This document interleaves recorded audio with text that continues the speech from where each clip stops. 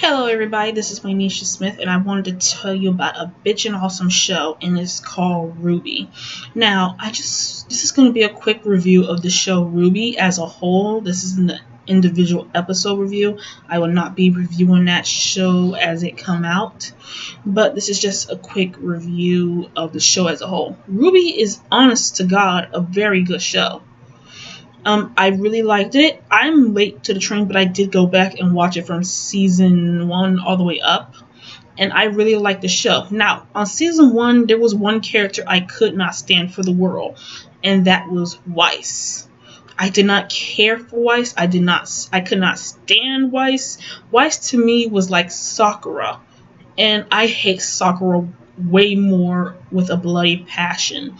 So Weiss was this stuck-up, for me, was just this stuck-up rich girl who judged people, and I hated the way she talked about the Faunus. The Faunus, if you don't know, is a race of half animal, half human people, and they have a very bad shake in life. They're not treated as equals among humans, they're treated as second best.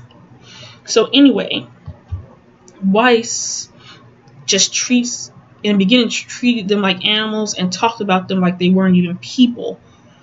And that's why I extremely disliked her in season 1. Season 2, we basically get more from the characters. And I was already started liking some characters. And my favorite character in season 2 was Blake and Yang. Ruby's okay, but she's not a favorite. And I also like Penny. And I also like what's her name? Nora. But if I had to pick a character I have to say I'm most like, I would have to say Jean. Jean is basically us, the viewer. He has no superpower, nothing that makes him stand out. He is the average everyday person. The average Joe, if you will, in this world of Remnant. And I think that's why he's there, to remind us that, yeah, if you lived in this world, you could have lived your life as a hunter. Now, as season two progress, we're having fun and we're just having a great time. Weiss is developing nicely. We're seeing more layers to her. We're seeing more layers of everyone, basically, and we're learning more as we go on. Let me go back right quick. Let me see something.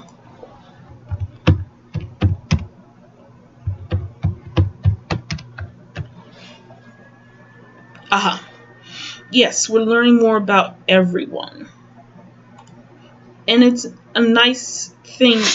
There's a nice thing to it too. And everyone is training, becoming better. And everybody goes to this the most important part of the show for me is when they go on this mission that they weren't supposed to, but Ozpin let them go on it anyway. And they're teamed up with a master hunter, and he basically does nothing. He's in the background. He lets the girls do everything. And I wonder if he had anything special to give when I was watching the episode. And it turns out he does. He just likes to watch people and observe first. He's an observer. He likes to observe things and study things. And I think that's why he understands the monsters well too. He understands that the monsters, like the Grimm, should be killed, but he wants to study them and see what he can do to like better himself as a hunter and stuff like that. At the end of season 2, we see the first hint of Yang's mom, and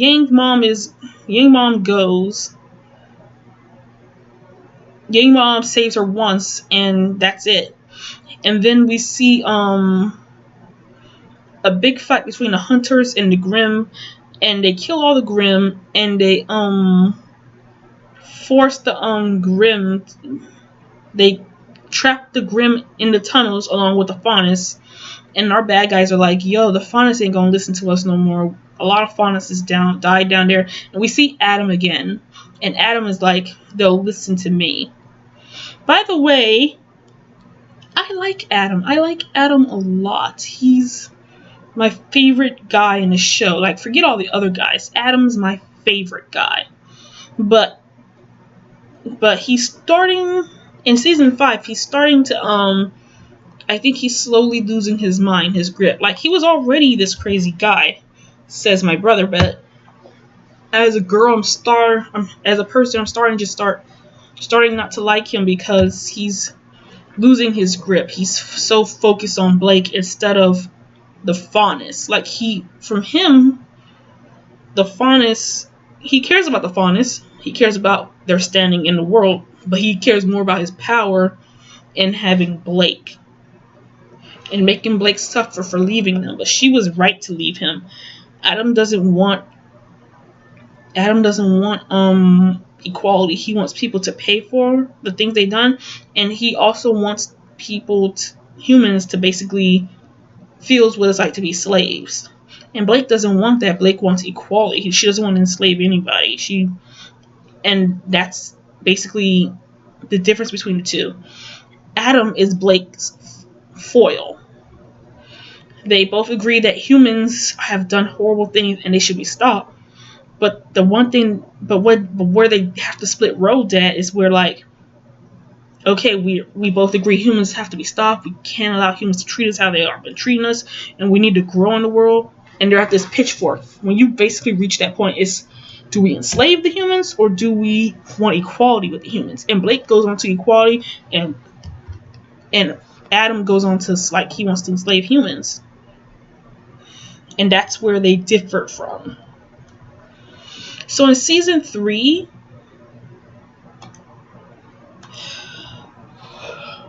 we see everybody goes off to the festival and the battle rounds and stuff, and everybody's having a good time. And then at the end of season 3, we get another fight with the Grimm and Adam leading the Faunus into Beacon, and everybody's fighting to stay alive and basically fighting. And Penny and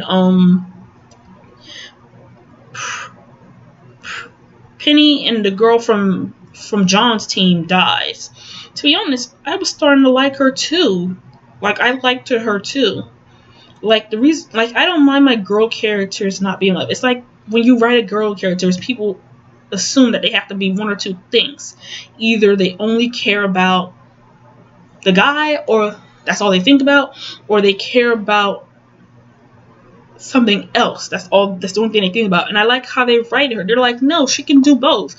Like, she would definitely put her duties above John. She wouldn't let John stop her from doing the right thing or doing something that's important.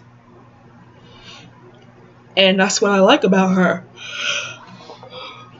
But to be fair, she did ask John, not completely, but she did ask John what he think about the situation. Not completely. John didn't know what she was talking about, but he basically gave her his honest opinion. And that's the best. And you gotta be careful when you get questions like big life questions like that. Be careful how you answer them, because how you answer them is how the person's going to take. That's your honest opinion and how you believe. Like, if somebody asks me, I'm like, this might be important. Let me give you my honest opinion. Okay. So season 3 ends with her death and Penny's death. And to be honest, Penny's a robot. I don't understand why we can't just build her and put her back together again. But I guess they're trying to prove a point about robots having sentience and whatnot.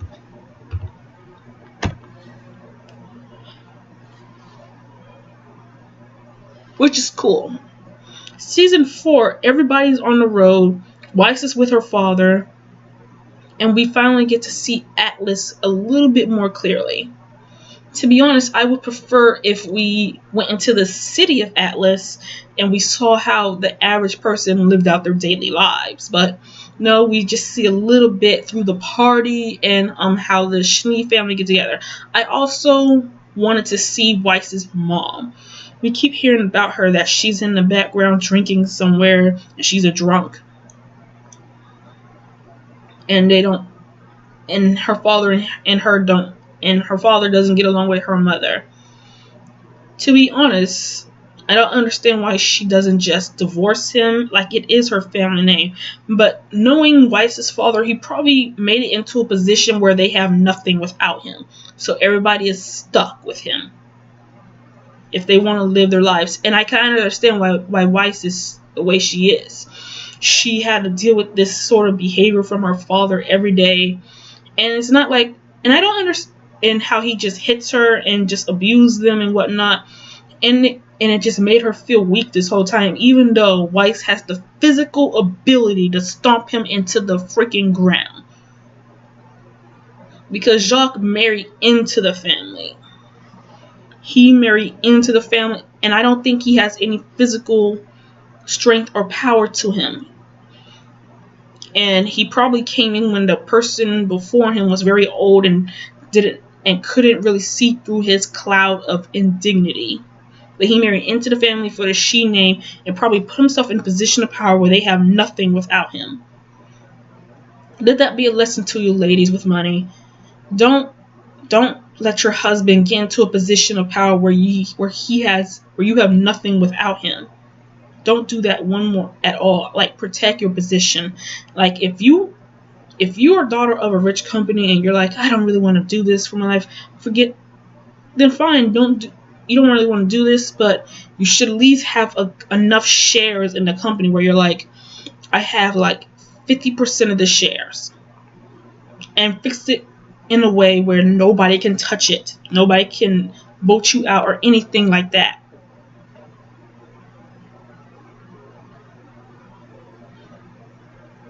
Because people will do that to you. You can, in fact, get fired from your own company. So now they're in this situation where she probably had to deal with this her whole life, and I can imagine that the fawn is stealing a convoy of dust, and her father coming home upset about it, taking his anger out on her sister, and her mom, and probably her brother. Her brother, by the way, is a little douchebag. He's just trying to look out for number one. He probably doesn't even like his father, but he probably wants to inherit what his father made. And he gets his way. He's the heir of the Schnee family.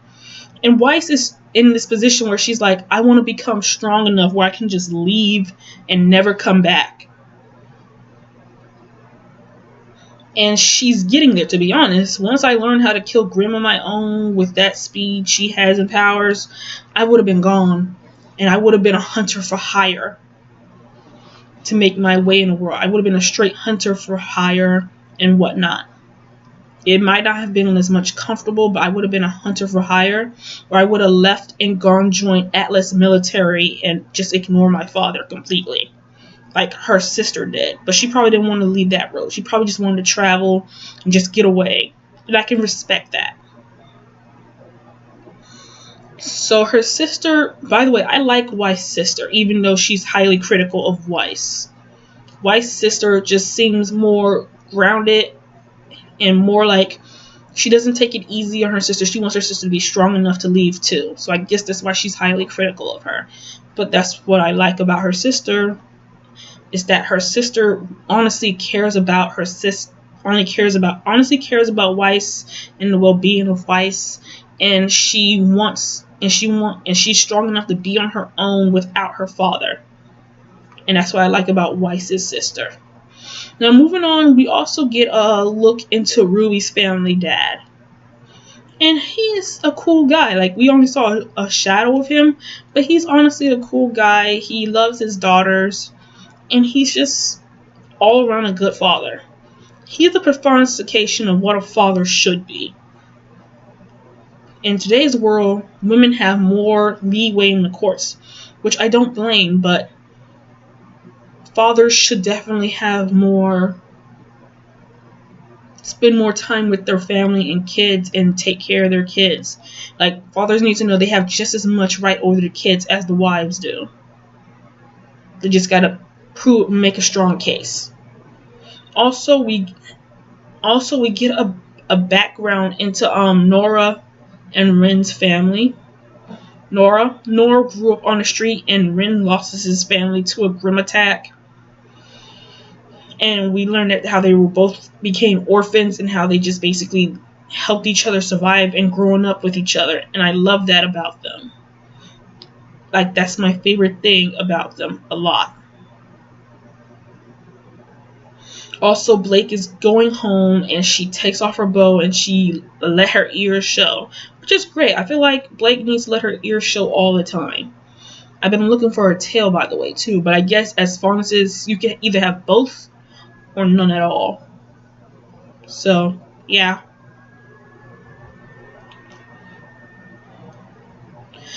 So, moving on from the faunesses,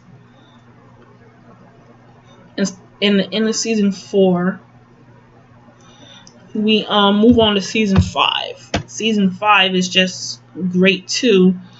The gang, RWBY is traveling with Jean, Ren, and Nora, and they're just traveling to Minstrel. And we basically go to Minstrel, and we're seeing the whole city. I'm loving the art background. And eventually, Yang meets up with her mom. And to tell you the truth, Yang's mom is quite cold-hearted.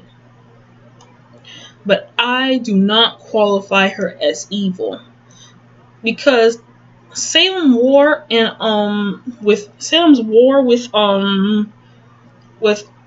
Ozpin is something that has been going on with something for years, and she's like, I don't have time for this. I don't want to deal with this. I don't want to give my life for this cause, this never-ending war. I just want to live in my tribe and we just live okay in safety. But with the spring mating, she knows that's not possible. But she needs the spring mating in order to keep Salem from destroying her tribe. Because she knows that if Salem wins this war, they're all done for. But she still doesn't want to get involved because it's a never-ending war. Basically, the war between Ozpin and Salem is like our equivalent of Iraq. And what's going on over there. And people just feel this thing is going to go on forever. So that's how she feels about this war. And she doesn't want her daughter to be in it, but she's not going to stop her daughter. She's like, the next time you come through here, we might not be as friends. And eventually, Salem does find her with the Spring Maiden and whatnot. And she makes the deal with them of having her brother killed and stuff like that. But she's going to betray them all and get the relic because she knows Salem is not going to leave them alone. And I just love Raven. I really do respect and care for Raven. She's not this evil person. She's not out to hurt anybody. She's just trying to make sure her people survive and live. That's all.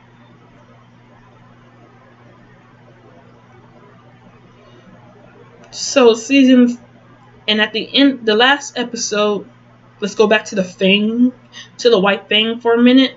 They're attacking Blake's house, and her dad is just a great fighter. I still don't know what type of faunus he is. Rooster Teeth, if you ever see this, please clarify of the faunuses you have. I feel like he's a lion. But he could just be a tiger or jaguar. And that's just his name. And her mom is just the greatest. And at the end of the last episode, we see Blake is about to stand off against Ilya. And by the way, Ilya is obviously fell in love with Blake, but hates the fact that Blake never loved her. So Ilya and Blake are standing off with each other, and they're about to fight. And that's how the episode ends. RWBY is a good TV show, guys. Get into it. Love it. I honestly love how they're doing this. And if net neutrality is protected, I pray to God that it is, we can continue to enjoy content like this. Because RWBY, I honest to God believe RWBY and other shows like this would have never came had it not been for YouTube. So protect net neutrality, everybody. so we can continue to enjoy RWBY and other shows like this. And I'll see you guys later. Like and subscribe in the comment section below. And have a bitchin' awesome day.